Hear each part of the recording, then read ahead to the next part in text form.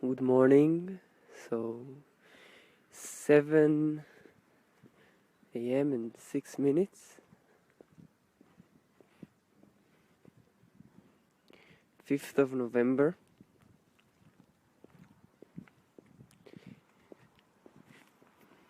This is kind of our again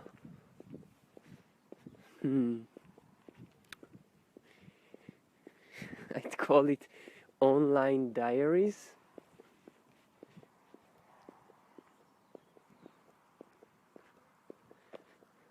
So we walk yet again from Dauven to Arnhem, as it so seems to be the pattern. We hear the birds, and I'm talking to you again, I and you and we, this Trinity.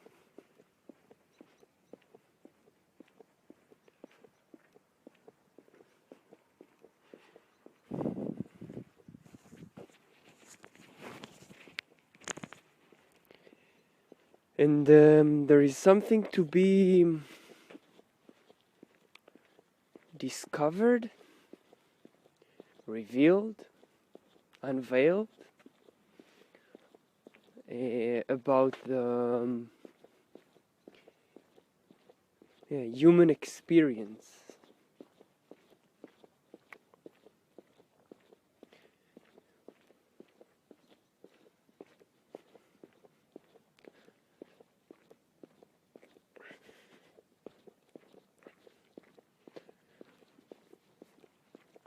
Now, as I mentioned again, these are days of potential awareness, not to get hooked and not to get deterred by.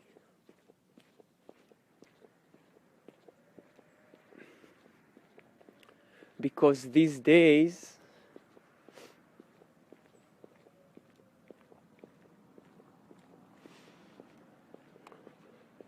human design, language, awareness, conditioning of drilling thoughts, and they create often quite a burden, a heavy pressure, a heavy load, at least in my experience.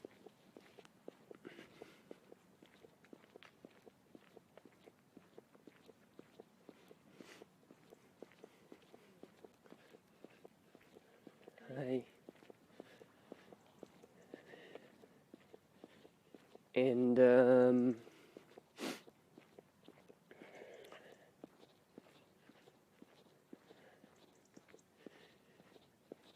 they try to get us physically, to get the physical form to be, let's say, I use the word locked, locked in repetitive internal conversation among yourselves, but with others, with material. This is in a way Purusa and Prakriti, or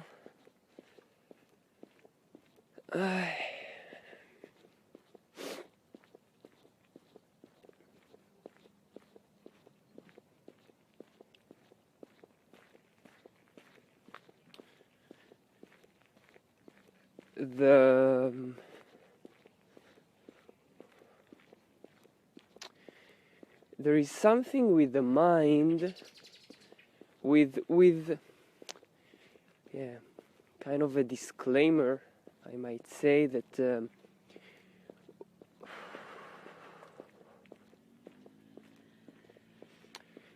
I'm already talking in sounds that are familiar to you, and if not, you will feel the pressure to get them familiar, to know them, either asking what is it, wanting to know the meaning of the sounds, which we call words. And if not just that, because you might understand the sounds, the words, but the stringing of them together would not be understood.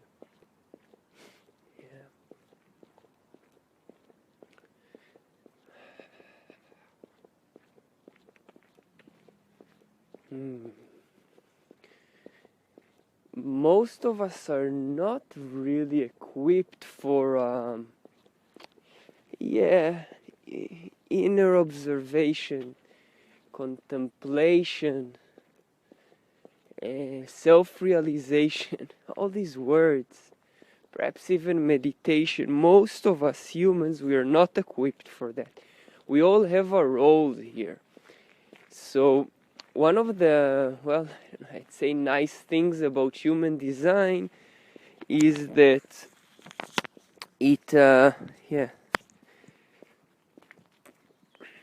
tries to portray to you through a map.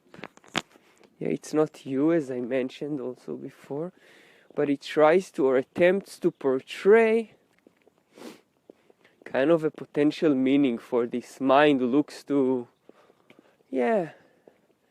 grasp something about its life. Now, mind is no problem, mind is no solution. We are living in all of this illusion that there is some force pushing us.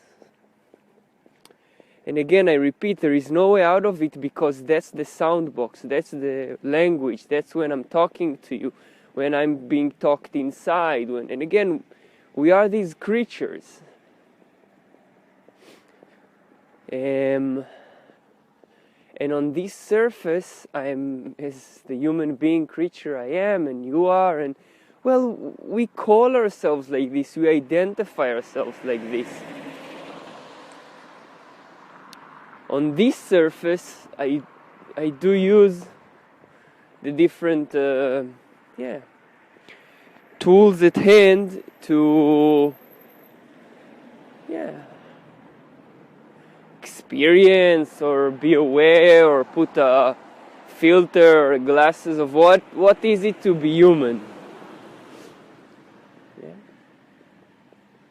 There are many ways. It appears to be I'm one of many, and we are all also equipping each other with different equipment, with different tools we have. I don't want to put it just in the word tool, in this sound, and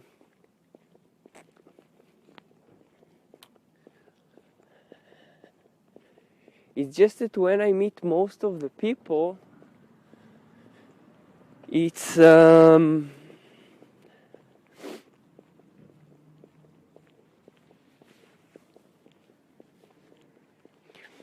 kind of a deep grasp of what it is to be human is not really realized. Again, realized in a sense, experienced and understood in all layers. Now there's again, we have this language now of mind and body, and I don't know if there's escaping from it or if anyone needs to escape anyway. It is what it is. I'm brainwashing you, you're brainwashing me. We're doing our roles as humans.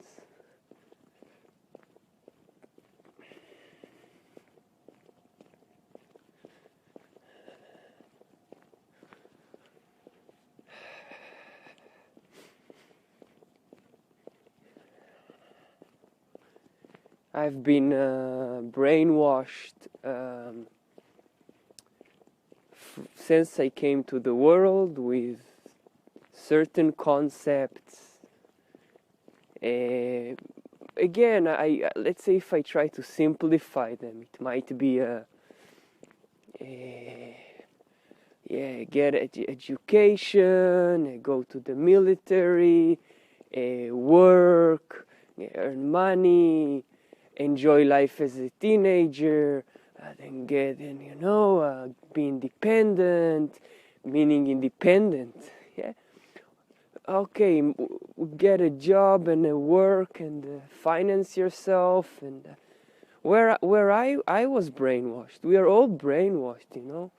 I use some words in particular, some sounds, not because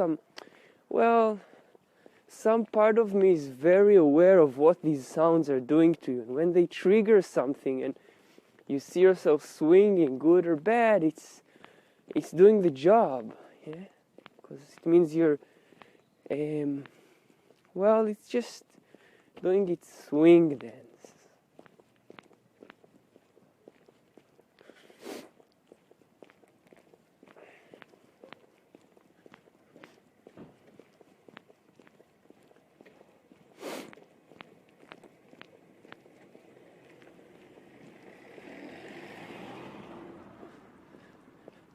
So being brainwashed for certain aspects, and then later on meeting different brainwash, car washes, you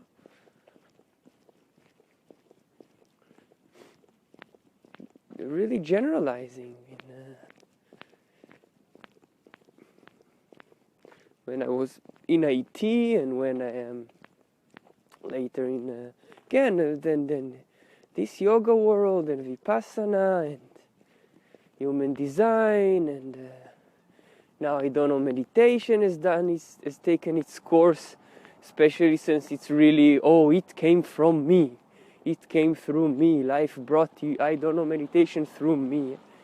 And yeah, I've been brainwashed about ego for good and bad, and self for good and bad, and body like that, and mind like that. And again,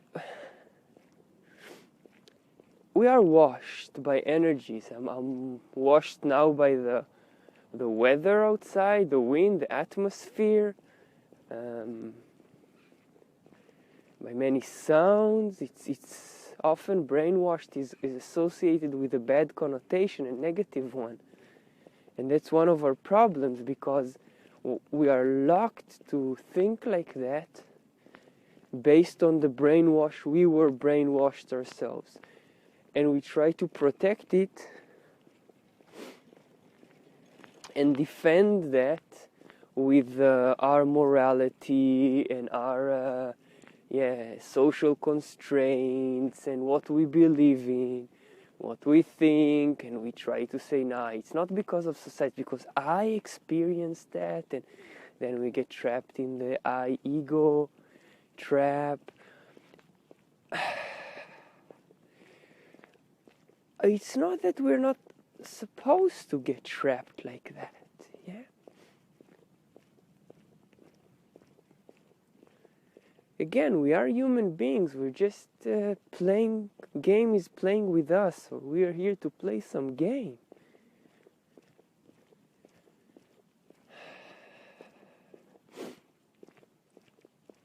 So there are games of and these sounds are impactful. You know, hate, love, compassion, understanding, whatever. All of these sounds.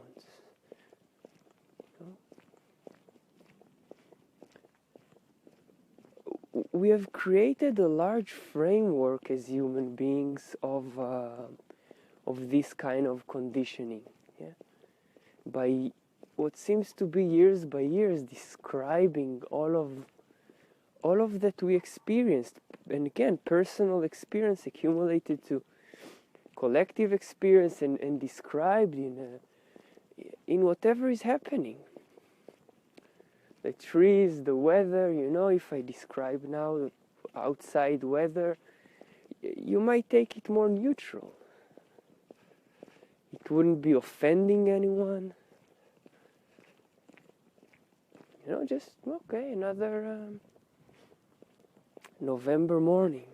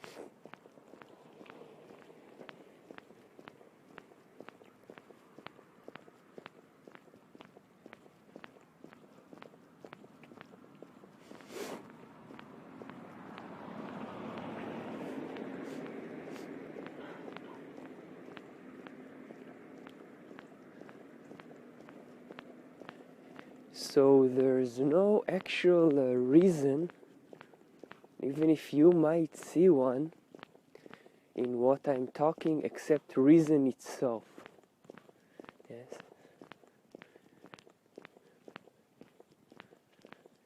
So,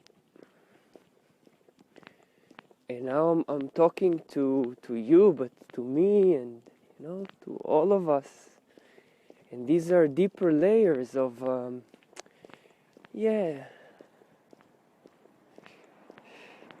the illusion of intellectuality. That's why most people will not grasp it. Yeah? Some will even say, but daily life, and this is it. Yeah? This is it. Walking on the street, Aquamarine in Dauven, reaching soon the nice small park. But now, step by step, now recording, now gray sky. Was different yesterday, memories, clear messages, unclear messages. These days are revealing themselves to me as a thought for thought's sake, awareness for awareness sake. That's just who we're meant to be, and it's hard to accept it when it is really being taken personal. And again, this also brainwash of a sentence. It's don't take it personal. Take it personal. What does it mean? How is it?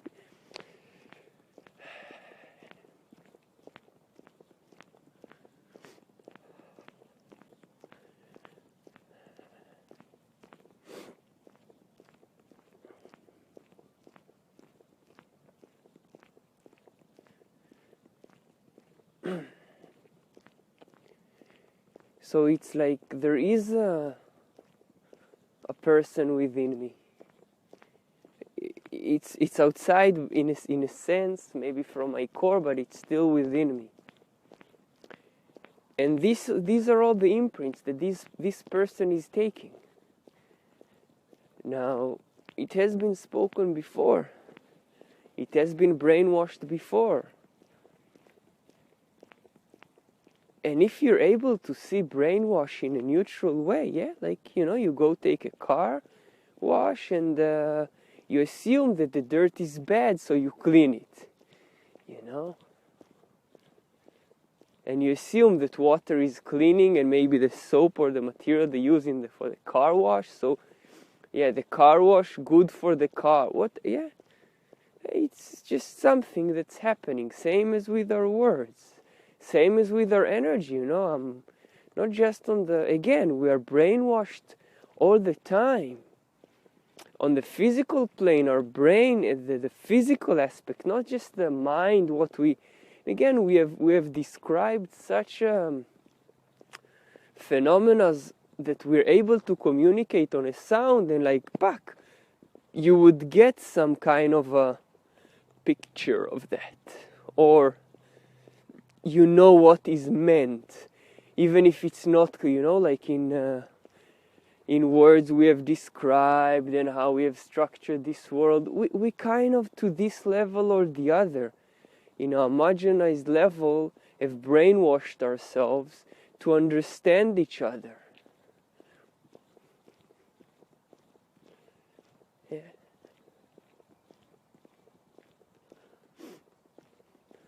Now, part of the brainwash that I'm providing, again, energetical on many levels, is first of all, for myself to see this,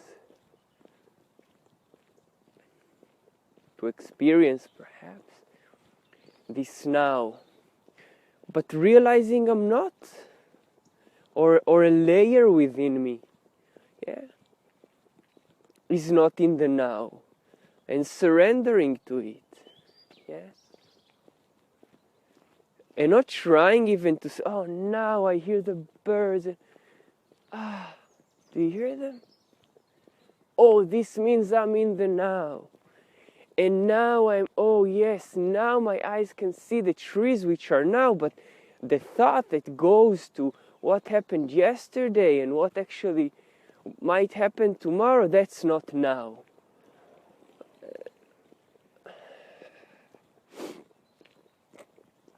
It's just another level of the now. Whatever is happening to us.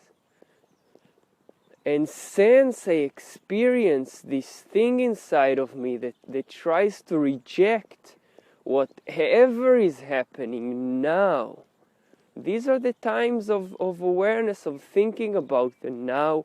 And part of it is the now that we think about.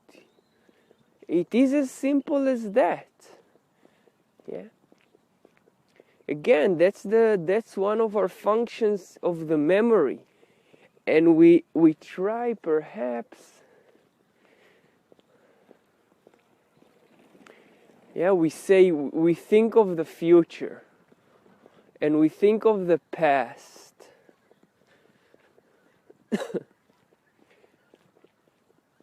We created a concept about that.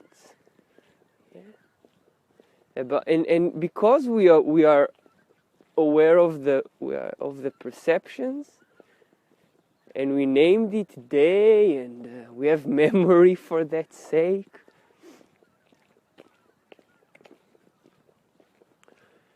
So my memory in the now is bringing something that and it learned again to, even before it's not that I have a memory from that in language, how it goes with babies, children, or before we're able to speak about it to one another.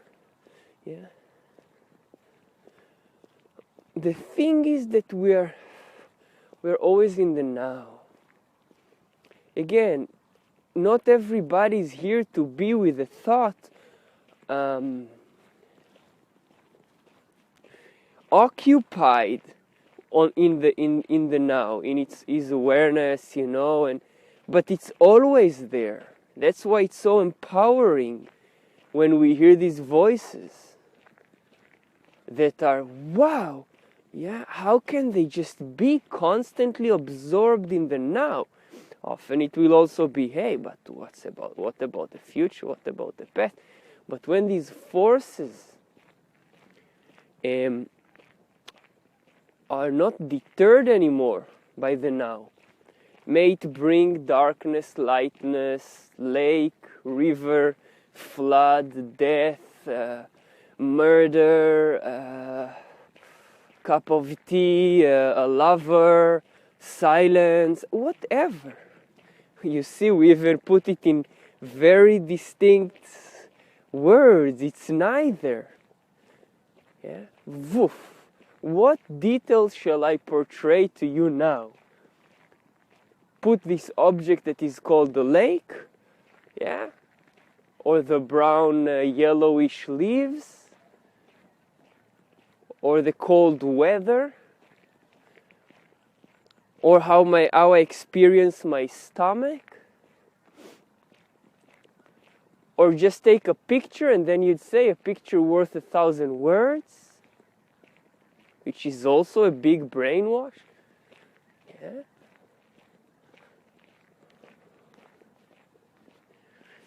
Again, it's no good or bad. I'm just making my diary along the way, and when I meet people, something specific is taken out of me, and it meets the other in a different way, but now it's like the universe speaks through me. And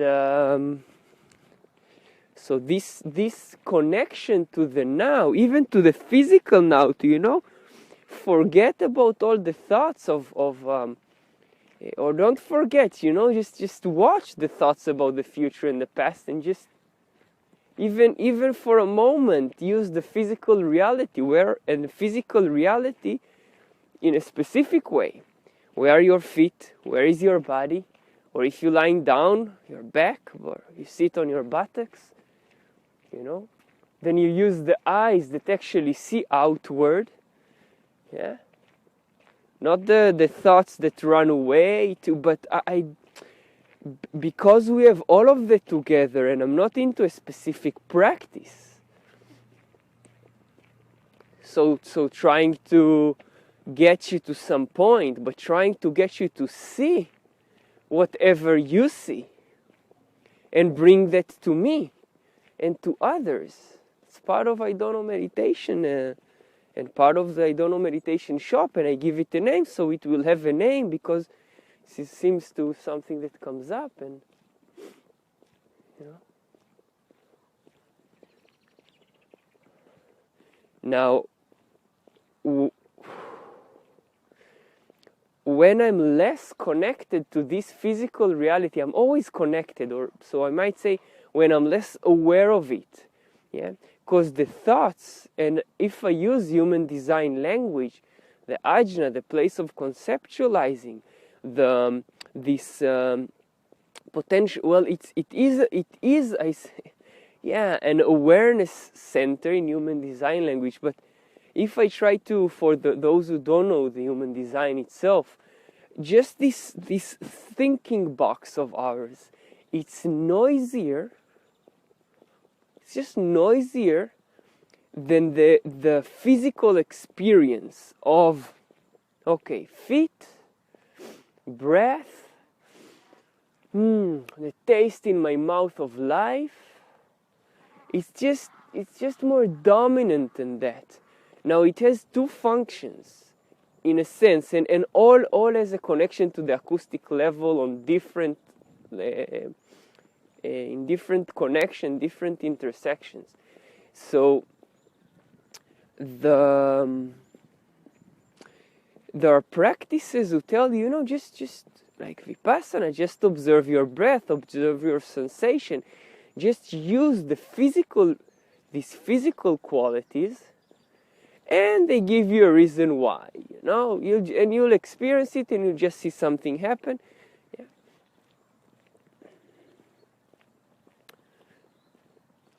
And in Vipassana, people were talking, again, I'm just sharing a bit of my experience, that's all, for my sake. Yeah, I'm recording to this machine alone because that's what's happening. Yeah. I've been brainwashed that for good or bad, I don't know, that now better to be silent, now better to talk, now better to be silent, now better to, hearing that from all the teachers who actually have been talking. Once they've discovered that they have been talking, wow, they have been talking, wow. Yes, this is what it is. We discover and we go on talking. I have found, and we don't stay quiet. People pull that from us. Different realizations we have, or understandings, or knowings. Yeah, it's life.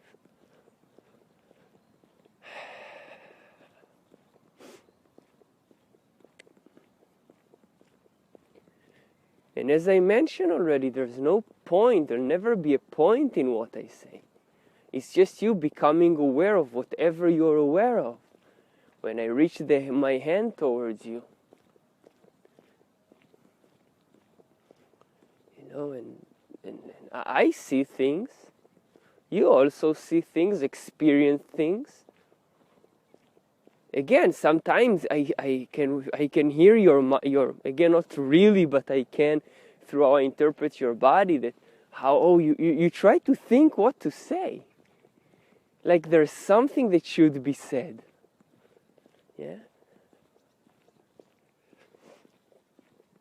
And because there are concepts about meditation, about all of that, so, and I see the words, but everything's okay. Whatever you experience, whatever you say. Now, part of this journey is for the inside person. We talked before about not taking it personally, but the person inside of us takes it personally. Yeah, we call it maybe mind, maybe this, maybe that, yeah. Language. It's like a person standing there and identifies with whatever comes towards this person, and he thinks sometimes not everybody, but maybe what he does is good, and the other is doing is bad, and maybe it can be the other way. Yeah. One of the first sentences when I was brainwashed by Vipassana, and again I'm brainwashed by nature. Don't be fooled. I'm brainwashed by Guruji and Mataji. I'm brainwashing myself. I'm brainwashing. This is how our brains are functioning. Yeah? Whenever I'll catch a word that triggers you, it will be used. It will be used. It will be used until you'll be free from this sound. You realize it's just a sound. Yeah? Because your person does not take it as a sound. Just as a sound. It's not built for that. But internally it's possible on a deeper layer. But it goes through when I listen to the thoughts. So I listen internally inside of me, not when I'm now using to output this box. It goes on, what we call thoughts, what we call it maybe conversation inside our head, images, and it's doing its thing. And it kind of translates whatever the person experienced. Yeah, but this is happening in the now. For some people it's just unbearable. So well, because I see the pattern in human design, so I also, what we are able to predict from the now, that yes, in May 2020 for 6 months, this will also be drilling our thinking. And often what we do, we meet with people and we like, blah, blah, blah, blah, blah, blah, take that out. Yeah, because it's challenging. It's drilling this thought process. Yeah, every time I'm able to handle it personally on my own. Yeah, there is some major shift, major change, and it doesn't mean I stay quiet with it. Yes, I do recently go back to. I find my body, and I have a memory from the now of my body. Recent days sitting morning and evening and closing the eyes, and the talking is very drilling, and I don't know if to say it's not loud because it's almost inaudible. It's I don't hear it outside like I hear. Yeah, it's this inner ear. It's this inner ear in a sense. You realize there is a conversation going inside your head. You realize that someone is talking, but it's like on mute. So that's perhaps why it gets you crazy. You know, again, I don't know the reason. I'm just clearly aware of the experience, and now what I am aware of in the now is the memory of the experience. You know, we have a memory to use it, not again even to be abused by it or also abuse it, which we often do. But what it takes inside is this separation.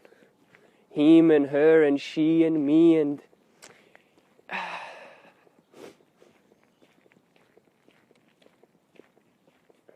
again, I'm in my learning process in watching humanity through my own experience.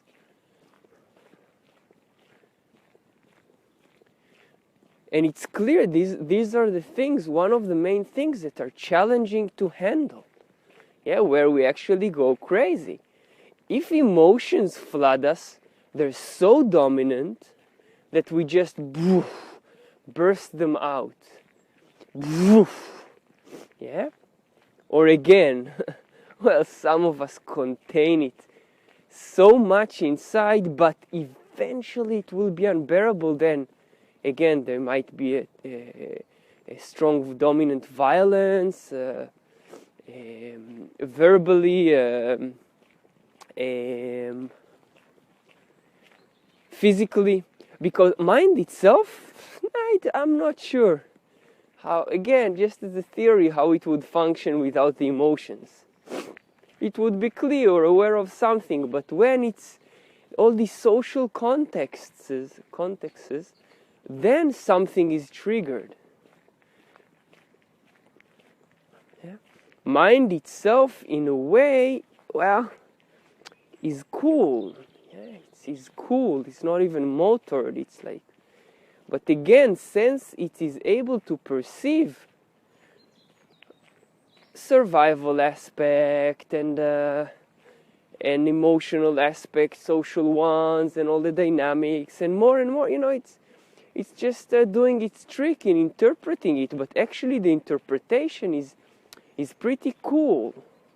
Cool as cold. Yeah. Cold. Even the expressions, if you'd meet, and for those who know the human design language, you'd meet people who just have these energies that from the ajna, this conceptualizing mind, are connected to the throat. They're cool. They're cold. Yeah, their emotions are from others. So the mind itself is cold. Yeah, pure energy. The emotions are not. That's why our world, again, we are challenged. I don't know if to say distorted. Anything that implies something is not in the right pattern implies that this world is not perfect. But for the individual, in the now, it is.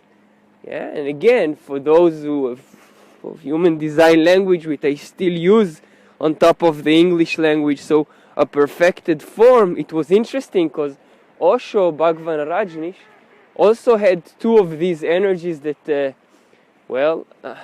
being described to have within me, human design language. So the individual in the perfected form, yeah, the survival quality, it's clear that this world is actually perfect. It's clear that the now is perfect. All the time. And Osho was speaking that. Maybe that's the frequency that brainwashed me. Yeah? Also, you brainwash me. Don't misunderstand. Yeah? Washing is not just on the mind level. Brainwashing is emotional level, is root pressure level, is on all the levels. On all the levels. It's deeper than just the centers, and yeah. So on one hand, it's a perfect world for the individual, because then it realizes it's really just perfect. That's it. It's the perfected form. Yeah. Again, those who know this language, the perfected form. In the past, not the form that has been already perfected. Now, okay, yes, this is just some words came filtered through this guy and through Rao Ru'u. So, just words, yeah? I just see what their frequency is doing to me, and even to the interesting interpretation. Can scary some people or exciting some people. But this, so this is for the individual. Our form has been perfected. Trust that. Our form has been perfected, but the collective, it's an ongoing perfection process as individuals within the collective. That's where it might appear, our world is actually not that perfect. And then there'll come the judgments and the opinions and all of that, and we say, tomorrow it can be better if. We do that. Part of my role is to tell you first, this is perfect. Now when I'm getting trapped, yeah, and I am getting trapped, in the thinking process of it's not perfect, then starts all the personal aspect. Yeah, but that's part of I believe my cells are dying and letting go, and more of this. This is perfect, and perfect doesn't mean ideal. Ideal is also a collective concept. Yeah, and I'm bound to just do what I can for the individual collectively is not going to change. We meet a bunch of people and, you know, there are other forces operating and we believe it's dirty or this or that. Yeah.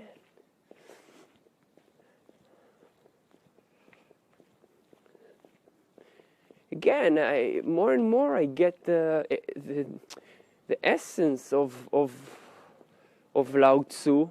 This is actually a big part of I Do Not Know. I Don't Know meditation, which came since my father died. And Lao Tzu of the Nature's Way, in again a way describing what now written, already in translation and as we know from the broken telephone game, messages got lost on the way. You know, this is how messages occur. That's it. Human Design, Iyengar Yoga, V. Feldenkrais, Krishnamurti's words, even when I read the translation to Lord Krishna's message to Arjuna, that's it, it's lost. Yeah? We try as human beings to hold to, by writing it or by telling it to one another, but it's always changing. Hard to see it. Hard to accept it, yeah?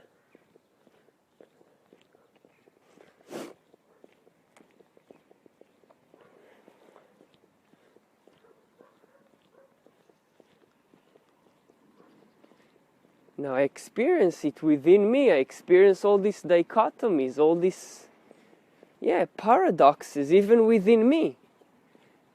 One time my brother, last recording, I said my wise brother is my older brother, the eldest of the brothers in the family. He told me, you're how you say in English, like bi-faced, like two-faced. Like, you say one thing and then the other, and then the other. And I go, yes, that's how the mind operates. I don't tell the weather, hey, you're two-faced. One day you're sunny and one day you're cloudy. But from human beings, we accept them to be consistent and coherent. And also that one time Osho said something about it. About,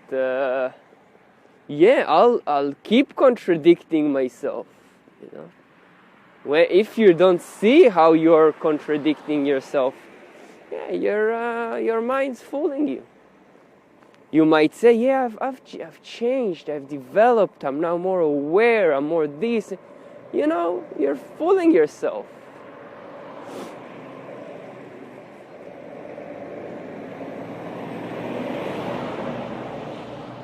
But it's not of your fault, none of your fault that you're fooling, it's your mind and the relation to memory.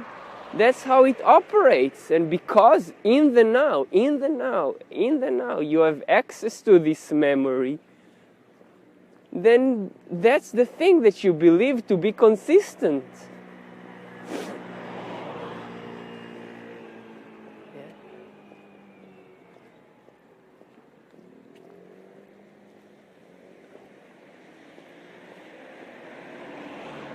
And there's many theories being built around all of that. And again, it's not that it should not be like that or should be. All I'm pointing again is to be aware of what you are aware of. Not aware on the level of what I speak or what I'm aware of. And when people leave the shop and it's, it's interesting. Or even when they just meet me, it's interesting. Yes, it is. But are you aware of what is happening to you? Are you aware of the fact that you're interested by something, or that you're upset by something, or that you're nervous by something, or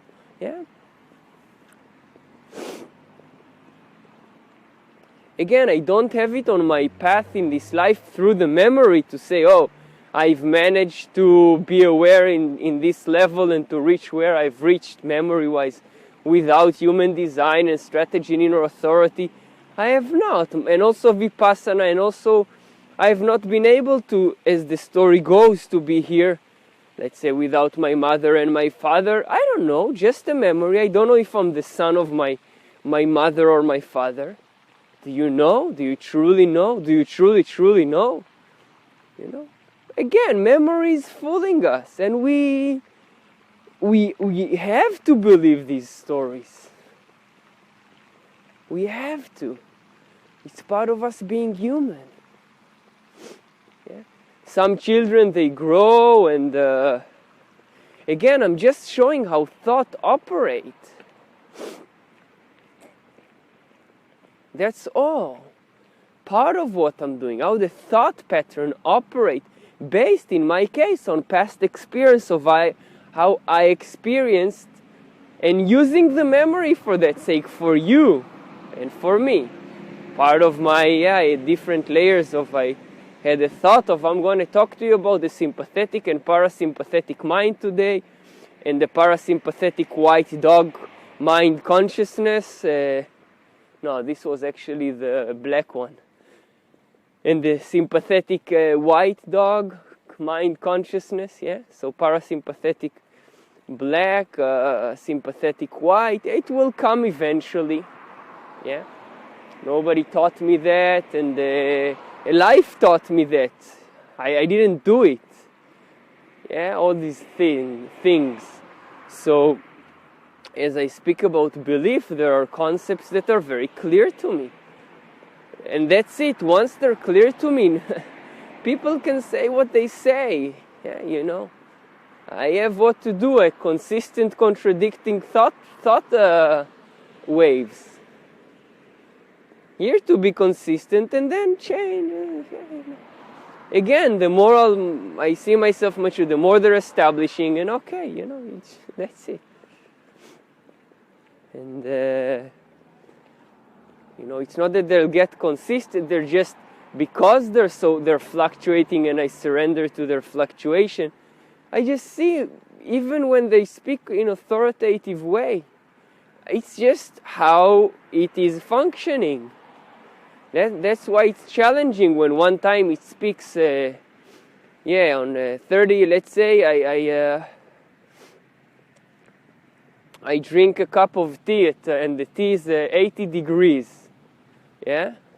And I take a sip and I say, this is thought-wise. Let's put the sacral aside, but thought-wise.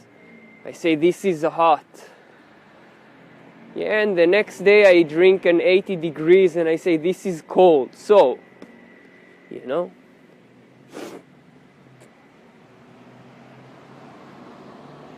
And again, it doesn't even matter that I have, I have this and you know, you ask me. Same also with the sacral. Anything, any kind of awareness in us, it is adaptive. You know?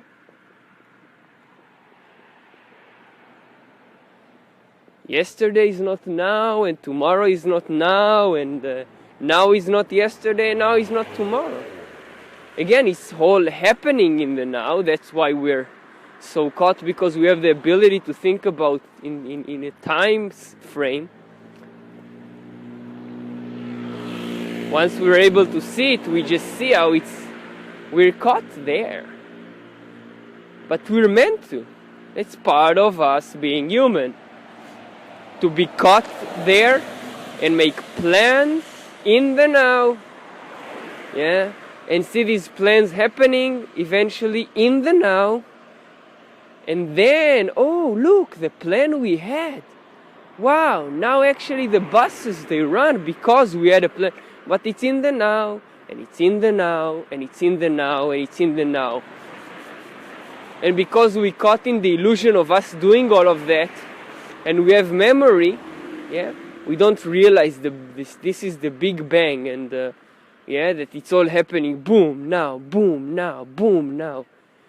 That's why we're veiled. That's why memory is veiling us from our, the true self. And again, it's meant to be. You're in a human form.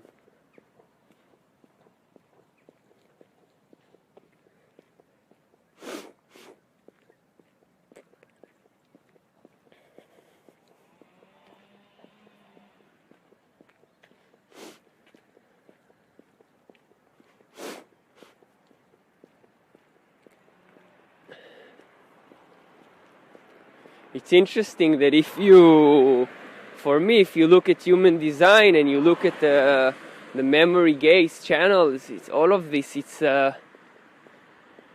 none is got to do with the emotions. Yeah? None. As far as I recall from the image. No, it's not about you debunking my theories. It's nonsense, yeah? That, yeah, but look, you remember how to walk and these steps follow this and this. Again, illusion is part of grasping it is self-realized process. Yeah? It's self-realized process. It's internally. It's not on the surface when we meet each other and we meet each other in the illusion. That, yes, seems so reality and life and death and all of that. No, it's a self-realized process or happening. It seems a process, but no, a happening. Book, happening. Book. And that's, yeah. I'm not always so connected to the... Yeah. Again, being connected to the now is a sensed experience for me. It doesn't matter if I float in my mind through past and future. Then who is left right here? As I wrote in a side slide one time. Yeah, all these illusions. I look in the mirror. Yeah, I see my left, but it's actually my right. All of this. We've got many of these. Many of these.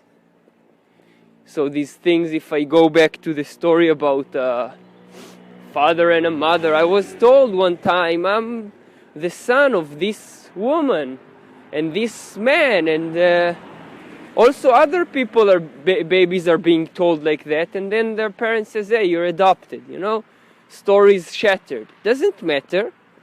The identified self is like, oh, then who are my parents? Because this is a question that runs in our consciousness field. Yeah? Doesn't matter. Doesn't matter. Doesn't matter. Doesn't matter. I cannot convince you. For you, it might matter. Yeah? Again, I want to say if it's you see what's correct for your body, it's not even that. It's also on the illusion on the surface, and I've crossed that part. Doesn't mean I'm not locked in the mundane plane, and my mind doesn't go past future, stuck with now, past future, no. Oh, blah blah blah blah. It's doing its job as a mind. Yeah. Now, and you might go and you say about parents and shit. Okay, yeah, but now I can do a DNA test. Another illusion. I've gone through that in my path, you know. When I realized that, and again, mothers would be able to share their experience as they experience the baby coming out of their womb, saying, my child, yeah. Father might believe then, since he had the intercourse with the mother and the orgasm and all of this story, yeah, and he was close, yeah, and yeah, and he's sure she hasn't slept with another. No, it's all in her thought. It's all in her thought. It's not good or bad. I've had these fantastic experiences to see how thought operates. It doesn't matter, all of that, who and why and what, and you just see it unfold, you know. If I earn money for this or earn money for that or serve my tea to this or take care of that, it doesn't matter. It's just in our illusion of, and also the big story we've got about family, and you know, all of this is highly distorted. Yeah? And then we try to create concepts, morality and all, many. No problem. It is what it is, yeah? I live in this genetic conditioning, I live in this biological, sociological, psychological conditioning. No escaping that. Just being aware of that, that's all. Yeah?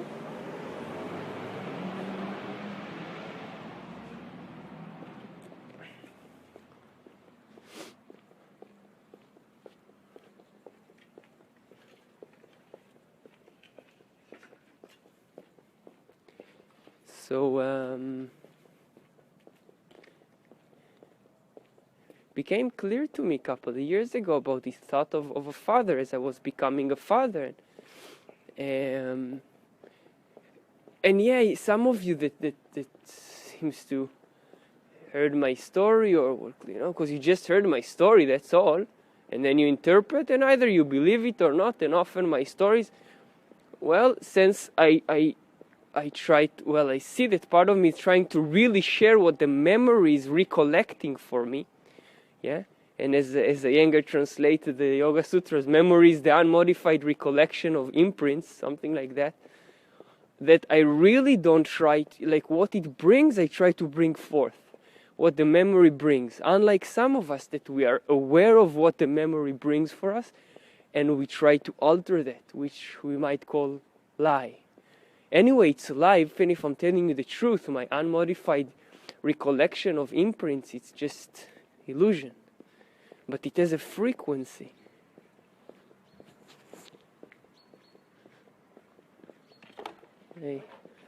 There's a specific frequency that is, that's trustworthy, that's believable. That's just my frequency. Again, if I'm not telling what the recollection, the memory brings to me, you would notice that in the frequency. Oh, that's a lie. Yeah? Now, it's neither good or bad. Some of us are here to have access to memory, to the unmodified recollection of imprints, and then bring you something else. And you might call it a lie, but again, this lie would bring you to that place or the other. It doesn't matter. Yeah? I'm not into morality and all of this. I see that part of me is trying to portray something as close to what people might call truthfulness.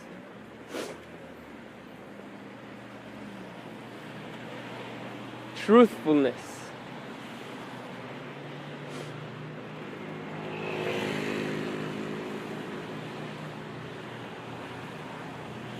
But it's just one big story.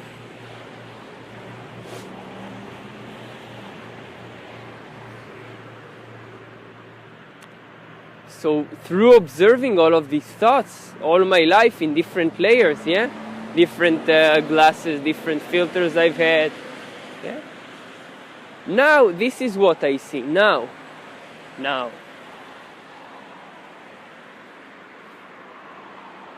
That made me realize how ridiculous is the human thought and how we put weight into it. I am as well putting weight to it. This person of mine that is still maturing as it seems. When I talk to other people, often I see that it's not that it's pointless. But when I talk about what this person experienced and they take it personally, all of this, it's just, I see a personal, immature form inside of me. Well, inside also, but from the other. Very challenging, because often we want the other, either to, agree with us or in that level or the other, and say you're good and the other's bad and all of that. Yeah.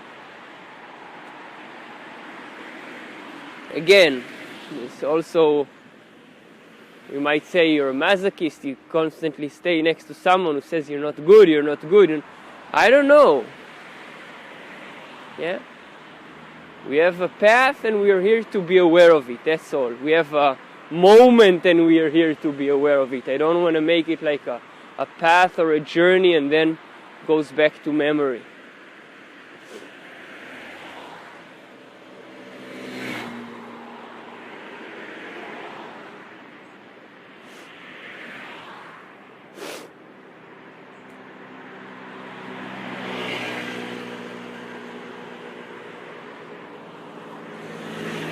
That's why you can't believe your thoughts. You can't believe, even you can't live them. You can't. It's just a story, a sound that comes up now. These thoughts are not meant to be lived by you. They're just a sound frequency that comes based on what you experience or what you interpret or what you might, let's say, frame towards some kind of future. Yeah, they've got nothing to do with being aware of the now. Yeah, they've got nothing to do with this efficient power to survive in the now through being aware, survive on the material plane as an individual.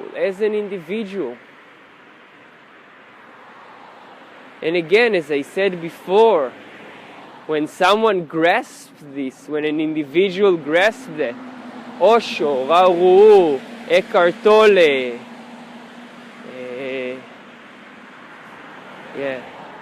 in a way, Sadhguru, again, Mooji, some of the names. But again, it's just a mask that they wear when we meet them. It's not them that we meet. As Sadhguru said, we was asked, what do you know? Tell us one thing we don't know about you. And he said, you don't know anything about me. But again, because we get the mask, you get a mask from me. You don't get me, you get something in the now that you interpret and,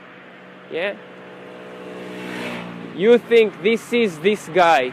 Maybe you want to give it a name and then you ask, what's my name? I say, I don't know. Okay, so this is I don't know now. And if you realize the deep message in that, you realize what I don't know tells you. That you don't know anything about me. You don't know, and I don't know anything about you. We are sharing space together and we have imprints and that's all. You don't know anything about me, even if you see something relating to my future or to my past, or you're able to sense something in the now through who you sense you are. Yeah? Because we have this illusion of, again, separateness and you and me and I, and we are not separated actually, but we are because that's the life we live. So we can fool ourselves because that's what we do. Yeah? Again, experientially, it's clear to me that I can identify me separated from the road, but I am not. Yeah? It's only part of me say, oh, this is that person there, but no, if I see him, he's reflected in me, and that's, and even smell and sense, and even what's beyond that.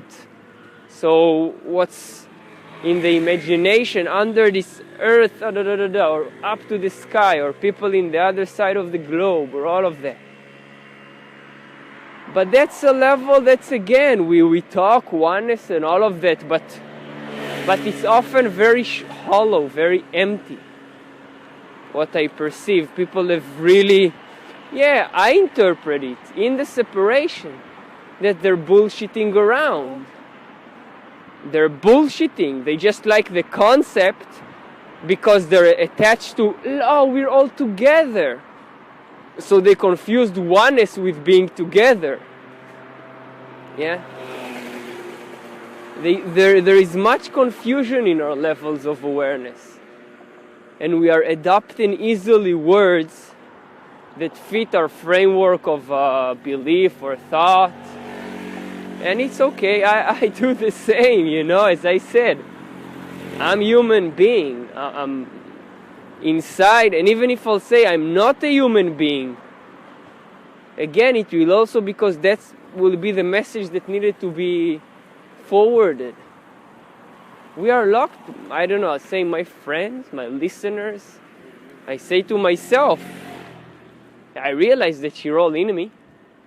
This is what they say, crazy person. I'm talking to all the people going with the bikes here, to all the people in the other side of the planet, to all the things out in the air.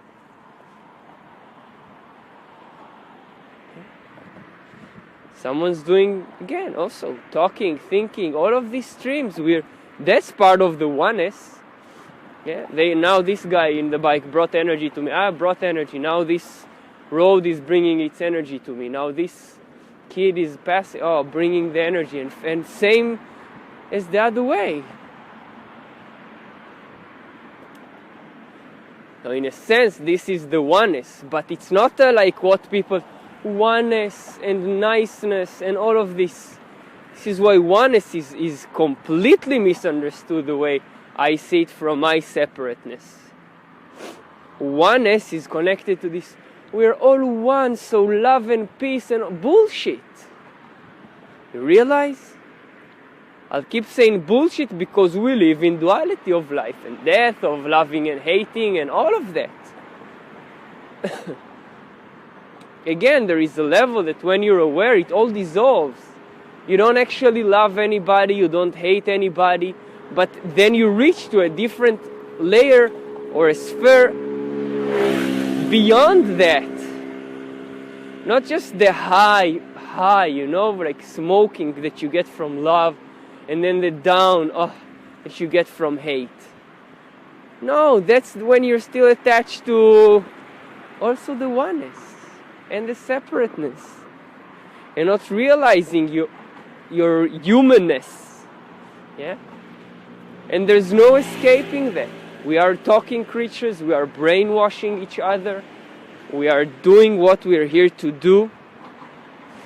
Yeah? And there are messages that potentially brings you that place. So, as I was told by Mataji, you read Bhagavad Gita, you will realize. And I started reading 4 years ago. And I read one time, and I didn't understand anything. But I read the whole book. Now we have this small version. Then again and again. Not just that, other aspects I also, but again, you can only filter what you filter. We're caught in this form, in this human form, in this illusion that we're caught in the human form, and that this is what we're in the thinking form.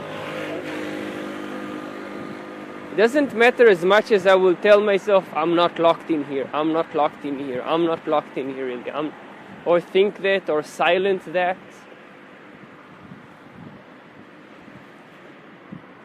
And yes, even if I'm floating through other spaces, consciously, really I am. And I'll tell you this story because I am. I am going to other bodies. You just don't realize that, because again, the perception is so limited. So I sit, and you look that my body will go into the body of another. No, but my thought, which is pure energy, when it's thinking about you, about him and her, it goes and assumes the body of another, but not as you perceive it with your limited perception. And again, this is spoken by yogis and all of this is how it operates.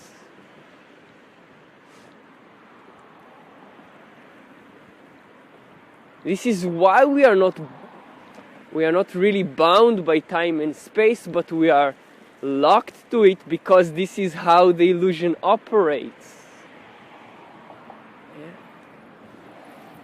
This is why, again, liberation is on. It seems on my path that through Strategy Neural Authority, Human Design as the tool from 2015, my mind was more free to observe, while my body is just aligned to something. And aligned and actually focusing, meditating on, contemplating on many things through the human design. Because then I didn't care anymore about others. Not because I care or I don't care about them. Because I just see what is happening at each moment. And not what the thought thinks things should be.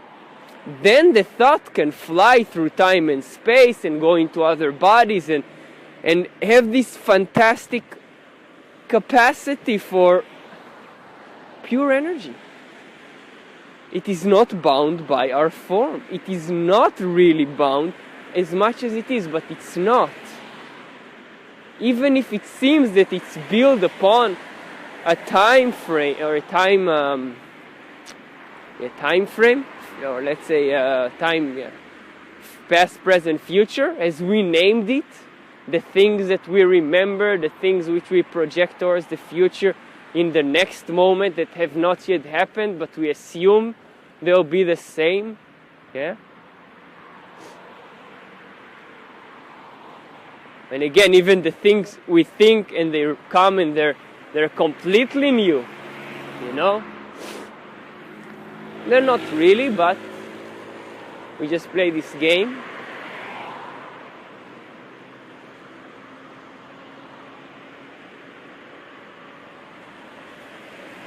This drawing, yeah, we just construct things from material that already exists here, yeah? And then it's really, wow. Okay. Mind starts serving for its role.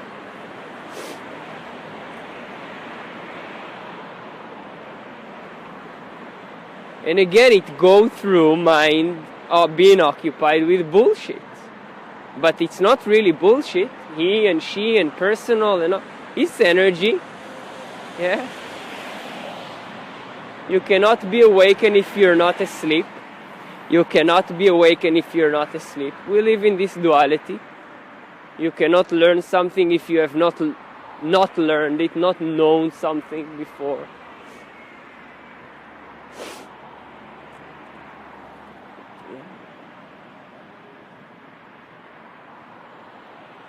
So it seems that I bring forth the message of, yes, the body is just doing its thing, connected to the whole being, the whole universe, not just me. It's just that my body assumed it has a filter. And again, words, again, no escaping that. But this is really connected to the oneness and the totality, so just let it be. Not the images or the concepts you think of what this thing within you, which in human design we call inner authority, that you think because it's responding or taking you in one direction or another, and you have concepts about that direction, about yourself there, that you don't trust it. Because you don't trust what is happening in the now. So if you trust this body of yours, you'll see this. That's the true brain. Connected also to your brain, but instead you're trusting your mind, which is supposed to fly in time and space and just be aware of whatever. So you don't listen to your actual brain. And again, don't confuse mind and brain, and you will confuse mind and brain. One is form and one is formless. And on the surface, so the brain feeds the form. It has a clear, distinct something that it experiences that surfaces as what we call a sacral, stomach authority, guts, or splenic. Or the rest, emotional. But the brain is filtering all of that.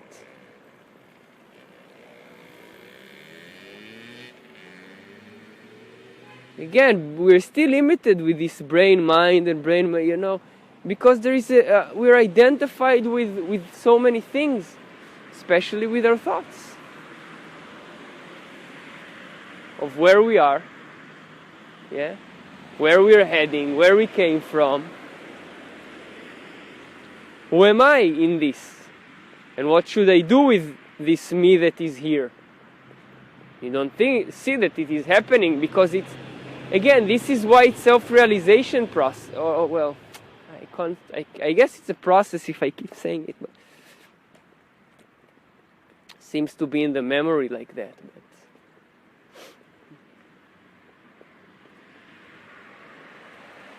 That again, keep reminding others Re-mind, yeah, other minds.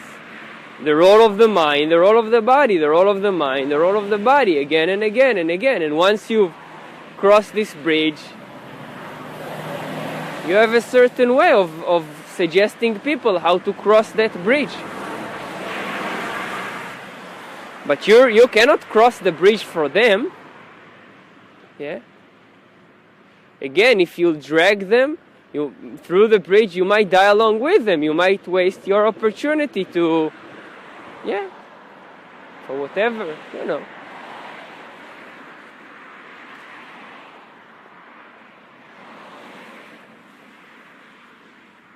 And it's clear when this mind of mine is trying to tell this whole being what to do.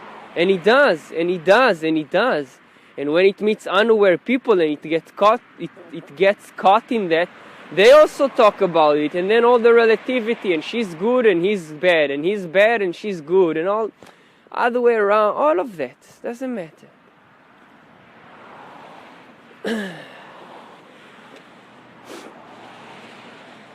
And again, to really embrace the physical now, it's, well, most of us are, not most of us, but many of us are not built for that. As I see that my thought is just running, blah, blah, blah, but I don't care, it is what it is. This is a journey for me and it will come out to other people in this way or the other in due time. And I'm connected to the leaves and the grass and the sound coming outside my head and outside of my head. Inside of my head and to the outside.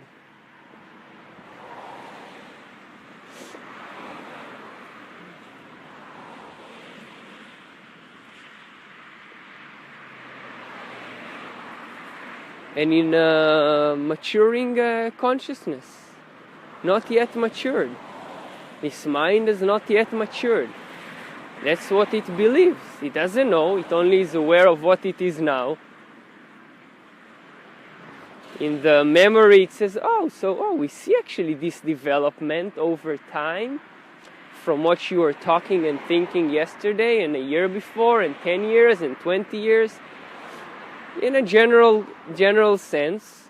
So okay, you just continue on your path as Guruji says. Okay, development will continue because it's part of the process. Or again, also just part of the illusion. That we become wiser and older and what to do, you know, we are in this lila. And are we aware of it or not? That's the cue, you know. It's a nice sound, cue. It's the cue in the cue. Are we aware of this or not? Are we aware of this or not? Whenever, my mind is also in this state, and it's not always, it's fluctuating, yeah?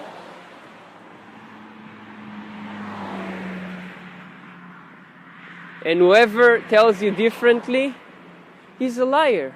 That's what I'll tell you. I don't know that, but I'll tell you that.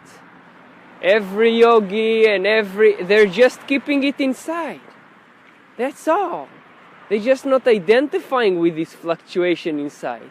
They realize it's not them, it's just some blah, blah, blah, blah inside. And if they tell you it doesn't operate like that inside, they'll lie to you in the face. Yogi, no yogi, doesn't matter.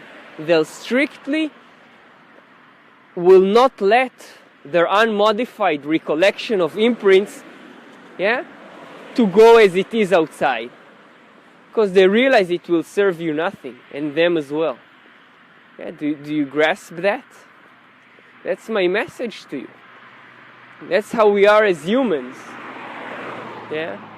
And as much as I've been called in my life, and at 30, at 32, 34, recent years when I'm just what happens, I started talking about the now.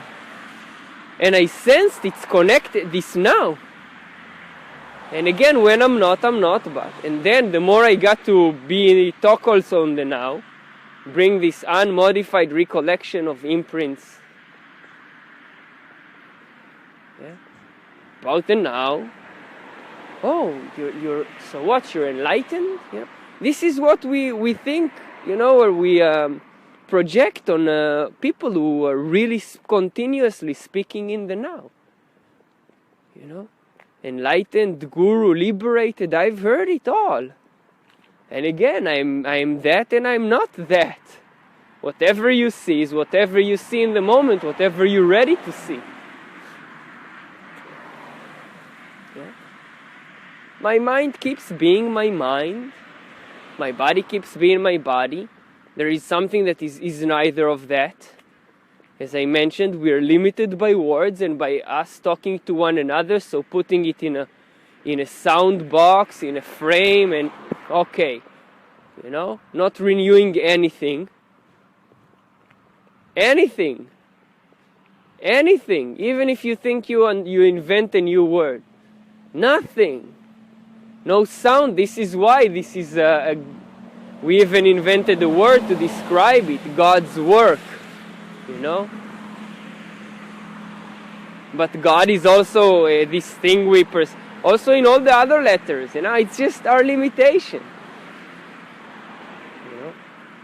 Sadguru, Rauru, Muji, Babaji, Papaji, all of that. We're all human beings. Some of us have went through such a process that why often silence breaks all of this down. Silence breaks all of this down. I have not reached there. But maybe there's no place to reach, because silence is also when we talk. Sounds cannot exist without silence in between. Otherwise it would disturb us terribly.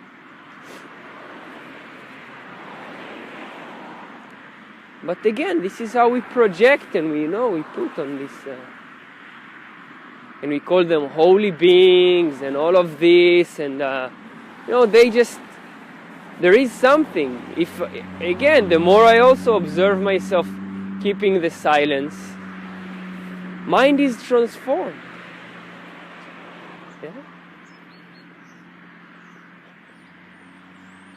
Not for nothing I've been called a guru and enlightened, but not because I am all of that.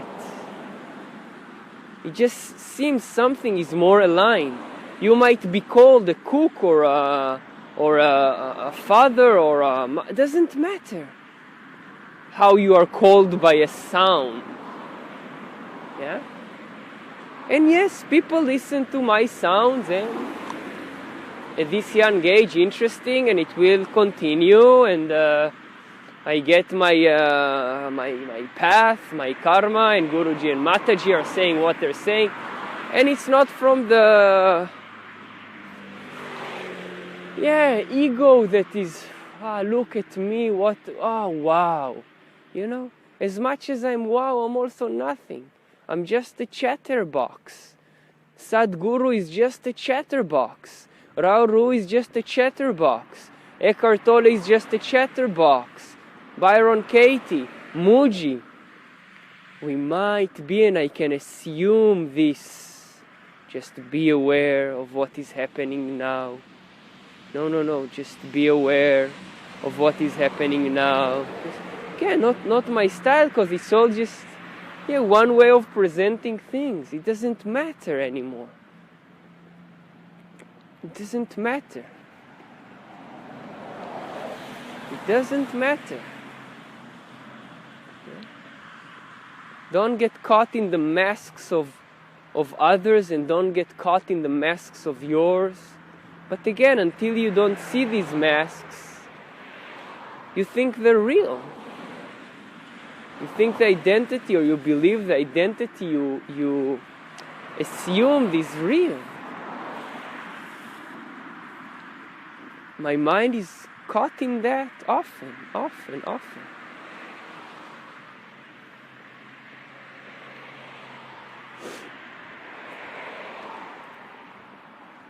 And how funny that we say silence changed it all. But we say that, we talk that, sometimes as a practice, as a suggestion. You know, first of all, just shut up. And I have, and still. Now it's part of time, because it's time. Maybe it will change next moment, I don't know. So I make recordings, I put this energy out, because it is what is happening. And Guruji and Mataji encouraged me to send it, and they have their own way, their own style, their own, yeah?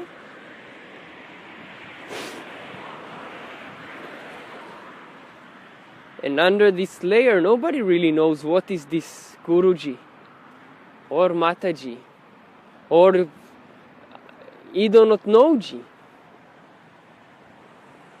Yeah? Because you see the masks. You see the masks. I see the masks, even if I see beyond. But I see the masks. I see the masks life is putting on me. Self-realized path. This frequency vibrates.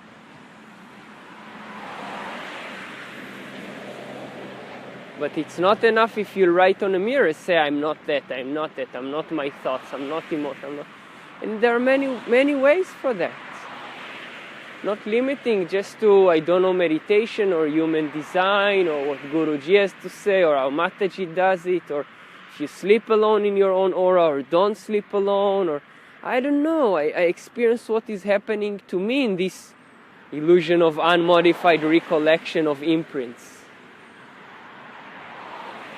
Again, I see my Iyengar translated it a bit different, but what to do?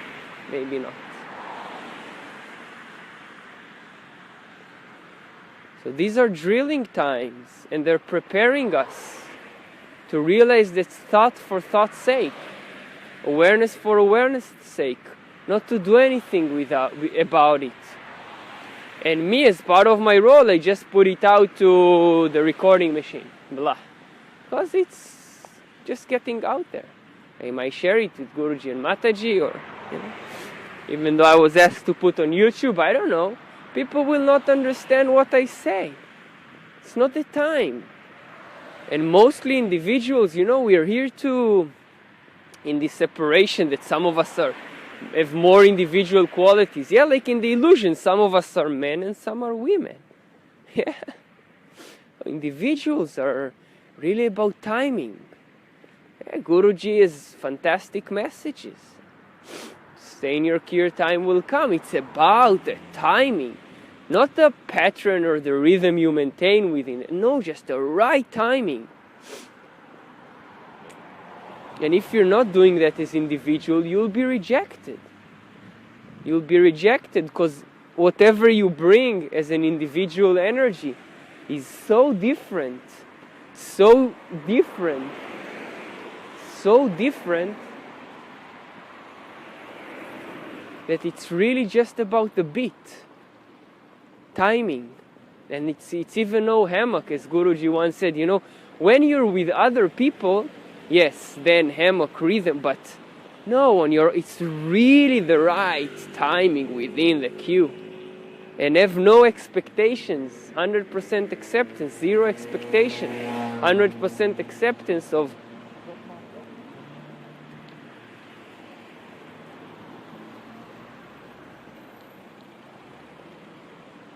the timing as well. Now Guruji, as he sends me, you know, we don't happen to talk, or, you know, so one simple letter he sends me, Q. Message delivered. I'm not a person who delivers messages in a necessarily just a simple way. I do. If you want that, I don't know meditation. Why I don't know, where I don't know, when I don't know, how I don't know, what I don't know. You'll see the profundity of I don't know meditation. But on the rest, in due time, I bring it in words. Not only, but as well. Getting myself and people lost in the jungle of consciousness, lost. But I had to get lost first in my own jungle of consciousness, and not be worrying that I'm lost in the jungle and it's unknown there, unknown. Yeah. But you're lost, but you think you're found. Yeah, you're still searching. I'm lost, but doesn't matter. Yeah, I'm accepting that I'm lost in this jungle of consciousness. That's what the mind is doing, and then it just can flow wherever, meet whatever, experience whatever. Doesn't matter if you get stung by a word, yeah, or bitten by eyesight. It doesn't matter.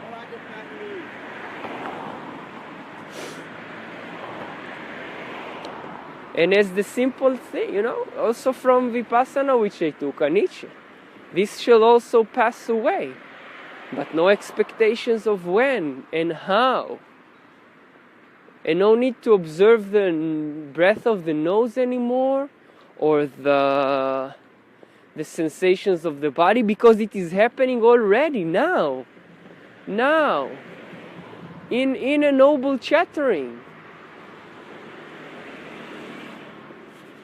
Were you aware of the noble silence now? It's all in there, all mashed up together.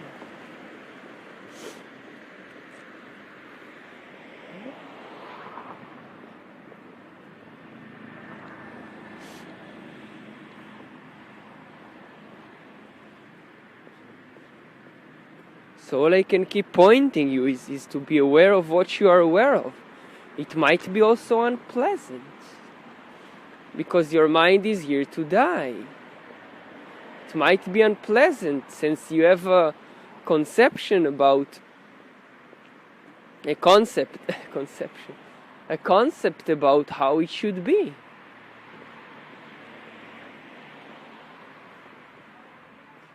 And yeah, we arrived at Arnhem now. Again, I've talked to you, to myself, and time just continues, the illusion of it.